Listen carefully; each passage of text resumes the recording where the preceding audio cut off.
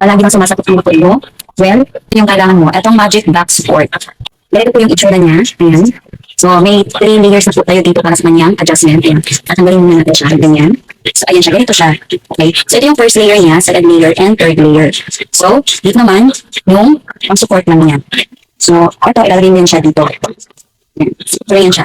Tapos, kung gusto mo na medyo slide lang nakahiga, ipit mo lang siya dyan. Ganyan.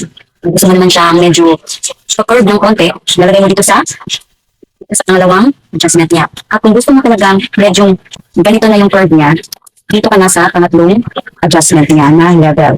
So, dito po yung kanyang itsura. So, ito yung sa first level, the second level, and sa third level. So, kaya siya tinatawag na Magic Back Support kasi, di ba, minsan tayo, pag naharap tayo sa camera, ganito, cellphone, sasalita tayo, or kung sa trabaho meron tayong ginagawa in front of the computer, lagi tayong nakaganyan. So, which is wrong. May nagkakaroon tayo ng back pain. So, dapat nakaganon tayo, naka-breast out. Ito dapat yung tamang posture. Pag katingin tayo sa camera or kung nasa workplace tayo na computer yung lagi nating harap. So, ito pong Magic Back Support ay malaking tulong para ma-prevent yung ating mga muscle tension sa ating likod. So, pwede na ito siyang gamitin habang natutulog ka.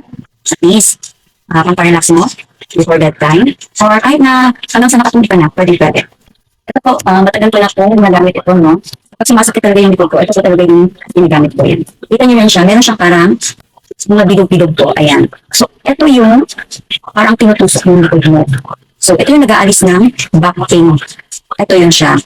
So, para matanggal na yung matagal mo nang iniindang sakit sa likod mo, gumamit yan nito. Nasa yellow basket ko lang.